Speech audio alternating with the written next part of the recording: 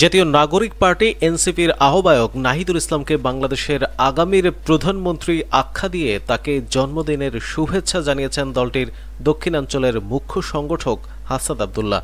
সোমবার বিকেলে নিজের ভেরিফাইড ফেসবুক পেজে এক পোস্টে নাহিদ ইসলামের সঙ্গে তোলা একটি ছবি পোস্ট করে ক্যাপশনে হাসান আব্দুল্লাহ লিখেছেন, শুভ জন্মদিন বাংলাদেশের আগামীর প্রধানমন্ত্রী নাহিদ ইসলাম।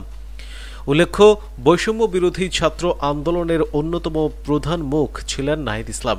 রক্তক্ষয়ী এই আন্দোলনে আওয়ামী লীগ সরকারের পতনের পর অন্তর্বর্তী সরকারের ডাক, টেলিযোগাযোগ ও তথ্য প্রযুক্তি মন্ত্রণালয় এবং তথ্য ও সম্প্রচার মন্ত্রণালয়ের উপদেষ্টা হিসেবে দায়িত্ব পালন করেছেন তিনি।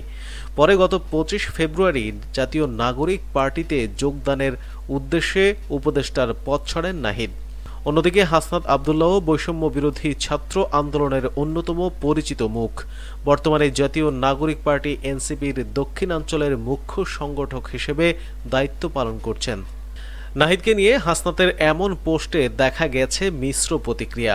মন্তব্যের ঘরে ইতিবাচক নেতিবাচক বিভিন্ন মন্তব্য করেন নেটিজেনরা, তবে ইতিবাচক মন্তব্যই বেশি। হুসাইন মোহাম্মদ নামে একজন লিখেছেন, শুভ জন্মদিন, তোমাদের জন্য অনেক অনেক দোয়া ও ভালোবাসা এবং শুভ কামনা। তোমরাই হচ্ছ বাংলাদেশের রিয়েল হিরো।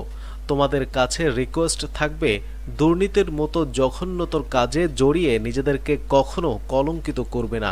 বাংলাদেশের সাধারণ মানুষের আশার আলো তোমরা। অনেকে নেতিবাচক মন্তব্য করেছেন। মীর মজিবুল হক নামে একজন লিখেছেন, এটা আবার বেশি হয়ে গেছে।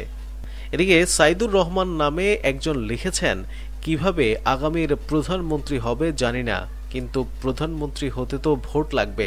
আপনারা তো নির্বাচন চান না, সিদ্ধান্ত কিন্তু জনগণের, কারণ ভোটের মালিক এই দেশের জনগণই। এনসিপির বক্তব্য, আগে সংস্কার পরে নির্বাচন, সেই কথার উপর ভিত্তি করে সাইদুর রহমান এই ধরনের মন্তব্য করেছেন।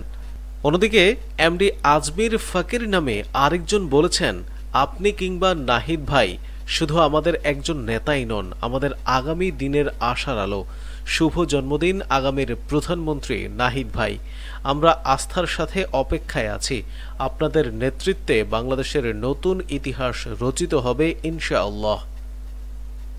প্রিয় দর্শক, হাসান আব্দুল্লাহ নাহিদের জন্মদিনে আগামীর প্রধানমন্ত্রী উল্লেখ করে পোস্ট করেছেন।